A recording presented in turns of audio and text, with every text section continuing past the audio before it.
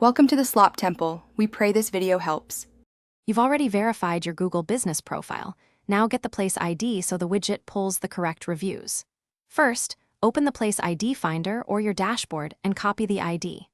Once done, decide whether to use a third-party widget, faster, or Google's Places API, more control. Make sure you have billing set up if using the API. Then create a new widget project or API key so you can start connecting reviews immediately. Now connect the place ID to the widget and configure what reviews appear. If using a provider, paste the ID into their setup.